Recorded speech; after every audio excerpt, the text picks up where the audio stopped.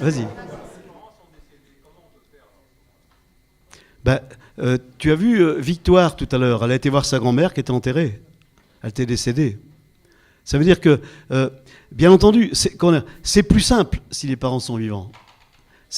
On devrait obliger, entre autres tous les professionnels, à travailler leur génogramme le plus possible quand ils ont encore possibilité d'avoir accès directement. Mais après, on fait ce qu'on peut.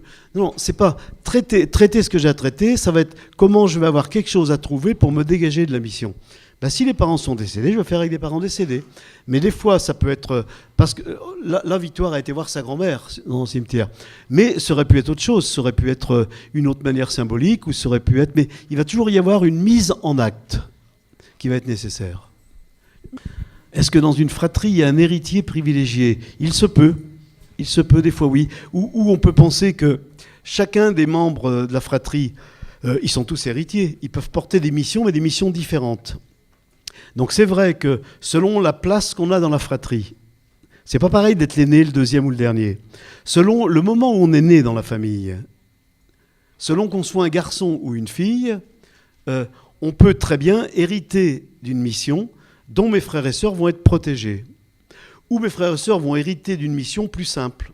Donc oui, il peut y avoir dans une famille un des membres de la fratrie qui porte une mission plus lourde et les autres des missions plus légères. On porte tous des missions familiales, mais c'est pas pour autant que c'est la galère. Les émissions, oui, pas mal. Les missions, c'est aussi ce qui nous permet de grandir, ce que je disais tout à l'heure, d'avoir des ressources, de les dépasser. Voilà. Tant que c'est pas des missions impossibles. Oui. Mais je pense, il y a une famille que j'ai vue l'an dernier, je travaillais avec la famille, il y avait 2 enfants, et ils venaient parce que les parents étaient complètement embêtés avec le garçon, parce que le garçon était psychiatrisé depuis quelque temps, mais il commençait. Et la fille, elle était assistante sociale. Ils ont tous les 2 des missions. Il y a un qui a la mission de soigner, et l'autre qui a la mission de maintenir la maladie. Mais donc, tant qu'à choisir, moi dans ma famille, même si psychologue, ça n'a pas toujours été marrant, je remercie quand même mes parents de m'avoir permis de prendre la mission de réparer l'alcool plutôt que de tomber dans moi-même, hein, même si j'aime beaucoup ça. Oui, non mais c'est pas, bien sûr. Hein, pas. Oui, excuse-moi. Quand il n'y a pas une lecture de l'histoire de ses descendants, on sait que justement, du coup, il y a une transmission. Quand il n'y a pas de lecture. C'est-à-dire que quand on comprend, parce que là, dans les géographes, c'est ça, géographe, on essaye de déplier l'histoire des générations précédentes pour comprendre sa propre histoire. Oui. Et en comprenant, de pouvoir avancer. Et quand justement, c'est pas possible, c'est comme la mort, quand les parents décident non de ne pas raconter, ou les descendants de ne pas raconter. Ah, mais c'est toujours possible. C'est toujours possible. C'est toujours possible. Moi, j'ai dû travailler 15 000 génogrammes. Ça m'est jamais arrivé que ce soit pas possible. C'est toujours possible. Sortez-vous de l'idée que c'est pas... Si les parents sont décédés, ben, on verra pas les parents qui sont décédés. Mais c'est pas pour autant qu'on n'a pas accès à l'histoire. Il y a des actes civils, il y a des cimetières, il y a des gens qui ont connu telle personne. Donc, la recherche de l'histoire pour mettre du sens dans ce qui s'est passé peut passer par plein de... Vous savez, c'est très souvent, moi, quand je travaille des génogrammes, les gens me disent, vous savez, j'aimerais vraiment travailler ça, mais ça va pas être possible parce qu'il n'y a plus personne dans ma famille. Je dis, bon, ben, regardons ensemble. Alors, il n'y a plus personne. Non, c'est normal parce que, en fait, sa mère est fâchée avec la tante et le père est fâché avec ses frères et sœurs. Donc, il n'y a plus personne. Mais j'ai dit, vous êtes fâchés, vous avec tout le monde ? Ah bah oui, je ne les ai pas vus. Mais j'ai dit, en tout cas, dites-moi pas qu'il n'y a personne. Vous pouvez me dire qu'il y a 2 oncles d'un côté et 3 tantes de l'autre, qui sont quand même toujours là, mais qui sont plus difficilement accessibles pour vous, parce que vos parents sont fâchés avec. Mais commençons déjà à regarder ça. Parce que pourquoi est-ce que cette personne qui, elle, a 45 ans ou 35 ans, continuerait à être fâchée avec ses oncles et tantes parce que les parents le sont ? C'est comme si elle était toujours elle-même prise dans quelque chose. Donc des fois, les gens pensent qu'ils auront accès à rien, c'est parce qu'ils ont les liens coupés, comme moi, la tante Margot. Hein. Ou bien alors que de toute façon, ils ne veulent surtout pas aller voir un tel. Bon. Comme je dis aux gens, travailler le transgénérationnel, ça n'est pas forcément aller aimer tous les gens de sa famille ou refaire une histoire belle et bonne. Non, non, c'est aller rechercher l'histoire pour changer ses lunettes. Donc, j'ai rarement vu d'impossibilité majeure. C'est déjà rentré dans l'histoire. Et entendez bien, la tante Margot dont je vous racontais, l'important de ce qui s'est passé pour moi, n'a pas été surtout de savoir la version de la tante Margot. Le plus important, ça a été d'oser aller la voir pour dire à ma mère que je pouvais entendre un autre point de vue que le sien. C'est ça le plus important, qui me permettait de me différencier. Hein, vous... Bon. Oui. Est-ce qu'on peut dire des choses à nos enfants et, sur des secrets qui veulent être toujours gardés, mais on est au courant, je ne sais pas. Alors, est-ce qu'on peut dire à nos enfants les secrets, etc. Alors, vous savez, j'ai fait il y a quelques années une conférence, c'était à Chaland, qui est une ville de Vendée que j'aime bien, et c'était sur la transmission à nos enfants, parents-enfants, etc. Et j'ai terminé la conférence, puis il y a une personne, c'était assez sympa ce passage, une personne qui m'a dit, mais est-ce qu'on peut transmettre ça à nos enfants? Je dis, le plus beau cadeau qu'on peut faire à nos enfants, c'est de leur transmettre tout. Tout. Mais pas n'importe comment. Ça veut dire que, au fond, parce que ce qu'on fait souvent, on ne transmet pas à nos enfants. On leur dit tout ce qu'on veut qu'ils entendent. Mais pour les gens qui font un travail, à un moment donné, sur leur propre histoire, alors soit dans un travail de groupe thérapeutique, ou même pour eux-mêmes, au fond, quand vraiment ils sont entendre leur histoire, qu'ils ont rempli l'ensemble, les pleins comme les déliés, pas juste ce qu'il faut savoir, mais tout, le plus beau cadeau qu'ils peuvent faire à leur enfant, c'est leur confier l'histoire. Leur confier leur version de l'histoire. Donc dire aux enfants, j'ai vraiment envie de vous présenter l'histoire telle que moi je la construis maintenant, aujourd'hui. Voilà, c'est mon point de vue à moi. Maintenant, vous aurez probablement à faire votre démarche à vous. Bien sûr. Alors, est-ce que tous les secrets sont bons à dire? Absolument, sans aucune hésitation. Mais encore une fois, pas n'importe comment, pas à n'importe quel moment. Parce que dire les secrets, c'est pas régler des comptes, c'est pas faire chier les gens, c'est pas... Mais oui, tous les secrets. Parce que tous les secrets non dits maintiennent la répétition du secret. Tous les secrets non dits pour protéger les enfants, l'enfer est pavé de nos bonnes intentions. Et les enfants auxquels, pour les protéger, on ne dit pas les secrets, les portent et les agissent. Et mieux vaut savoir des secrets, même des fois douloureux, que devoir passer sa vie dans des troubles ou symptômes particuliers pour agir sans savoir les secrets qu'on ne m'a pas dit. Alors ça, c'est des choses qu'on voit énormément dans tout ce qui est les violences et les abus sexuels, par exemple. Alors là, il n'y a pas photo. Alors, entendez bien, je ne vous dis pas que c'est simple à dire et qu'il faut le faire n'importe comment, à n'importe quel moment. Mais ça, nous, on sait par expérience, on a travaillé pas mal d'équipes autour de ça, c'est clair. C'est-à-dire le drame vécu par des enfants qui ont vécu des abus est sans comparaison avec ce qu'ils vont vivre si le secret est levé. Ce qui ne veut pas dire que lever le secret est du facile et n'est pas sans conséquences. Mais les conséquences que ça lève sont 1000 fois moindres que celles quand il n'est pas levé. Bon, après, il faudra aller plus loin. Parce qu'encore une fois, c'est oui, mais pas n'importe comment. Et pas n'importe comment. Donc, c'est pas s'empresser d'aller lire tout vite les secrets. Prendre son temps, le travailler pour avancer vers ça. Ça répond?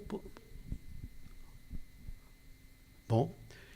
Une dernière... 2 questions, puis on arrête peut-être, non? Est-ce que c'est possible de porter des missions de 2 personnes dans sa généalogie qui étaient en conflit? Par exemple, d'avoir une mission de la part de sa grand-mère et son grand-père, mais qui avaient une relation désastreuse. Alors, attendez. Je comprends pas bien. Oui, est-ce qu'on peut avoir des missions de personnes différentes? Oui, qui ont, eux, un conflit et donc créant un conflit dans la vie actuelle. Là, je pense que vous parlez de quelque chose que vous connaissez bien, non? Mais comme on n'a pas le temps. Non, mais on parle le mieux de ce qu'on connaît. Mais oui, mais pour vous répondre, sans rentrer en terre, juste comprendre. Donc, par exemple, un grand-père, une grand-mère. Dites-moi un peu plus. Un grand-père, une grand-mère. Ils sont en conflit. En fait, c'est mon arrière-grand-mère qui a beaucoup souffert avec mon arrière-grand-père. Et j'ai l'impression que je vis quelque chose d'une mission des 2. D'accord. Alors si on travaillait ensemble, déjà, vous voyez, moi ce qui m'intéresserait, c'est qui vous a dit ça? Avez-vous connu votre arrière-grand-mère et votre arrière-grand-père? Non. Donc on peut penser que si vous savez qu'ils ont beaucoup souffert, c'est quelqu'un vous l'a dit. Qui? Bon. Donc votre mère qui était leur petite fille. Donc on sait que votre mère, petite fille, vous dit à vous qui est sa fille qu'il ne faut pas que vous oubliez que ses grands-parents ont beaucoup souffert. Oui, votre mère vous transmet déjà quelque chose. Donc c'est ça qu'on va aller chercher. Comment dire c'est toujours intéressant de savoir qui nous transmet les choses et pourquoi faire. Hein, c'est quand une personne parle de quelqu'un d'autre, elle parle aussi de son histoire et de la relation à ce quelqu'un d'autre. Si une mère dit à sa fille que, surtout, tu sais, fais attention, ton père était vraiment quelqu'un de pas agréable, au fond, elle ne parle pas du père, elle parle de sa relation à ce mari. Et elle dit à sa fille à travers ça, si tu veux être loyal à moi, ta mère, il faut, pour rester loyal, que tu te méfies de tous les hommes, en particulier ton père d'ailleurs. Ça va, vous? Donc c'est ça qu'on va devoir débusquer. On est dans un champ interactionnel. Mais c'est clair comme je le dis là, non? Hein? Oui. L'information, elle est toujours dans un contexte, bien sûr. Sinon, autrement, vous savez, on se met à penser vrai des choses qu'on a. Moi, j'ai souvent ça en supervision, des gens qui me disent, tu sais, je voudrais que tu m'aides parce que je suis là une femme qui a un mari épouvantable et je ne sais pas comment l'aider. C'est un homme vraiment horrible. Vraiment, il est violent, alcoolique. Enfin, je vous en passe, c'est les meilleurs. Et au bout d'un moment, je l'écoute, je dis, mais tu le connais bien, non? Ah bien non, pas du tout, pas du tout. Il me dit, comment tu sais? C'est madame qui m'en parle. Alors je dis, pour le moment, la seule chose que tu sais, c'est que madame te dit à toi, qui est la thérapeute, que son mari, il est comme ça. Ça ne veut pas dire que le mari, il est comme ça. Ça veut dire qu'elle te parle de son mari. Ou alors, si tu te mets, toi, à croire que le mari, il est comme ça, c'est comme si tu croyais que ce que cette femme te raconte est la vérité vraie. Mais la vérité vraie, c'est qu'elle te parle de son mari à toi qui est thérapeute. Elle te parle aussi à toi qu'elle essaie de te dire qu'elle est malheureuse avec lui, qu'elle voudrait que tu la croies pour la protéger contre ce méchant mari. On rentre dans un contexte déjà. Ça va, vous? Là, on rentre plus dans le regard systémique. Hein. Mais la question reste la même aussi par rapport à est-ce que c'est possible qu'on porte plusieurs missions par rapport à plusieurs histoires dans la famille? Oui, il y a des gens courageux. Hein. Et pourquoi pas, hein. Bien sûr. Oui.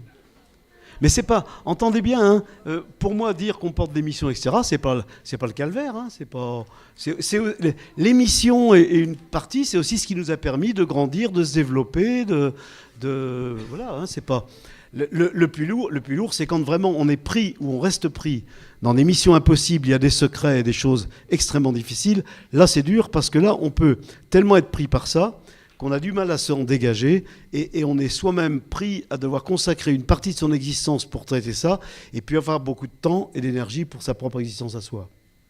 Là, ça devient plus dramatique. Mais autrement, bon... Ok. Et puis, donc, la dernière personne, non, c'est... Je suis éducatrice. Il y aurait eu... C'est pas un mauvais métier. Mais on préfère toujours traiter les autres soi-même. Je vais poser une question pour une dame que j'accompagne, qui a un enfant placé avec qui la relation est très compliquée et cet enfant est issu d'un viol. Et donc elle explique que lors des rencontres, elle est tétanisée par les questions que peut lui poser cet enfant par rapport à son père. Et donc elle a accompagnée par une équipe et aussi par un psychologue qui lui a expliqué que dans ces moments-là, elle suit un travail de psychothérapie actuellement et qu'elle pouvait lui répondre, qu'elle pouvait reporter la question. C'est-à-dire qu'elle pouvait lui dire, écoute, actuellement, je ne me sens pas de te répondre à cette question.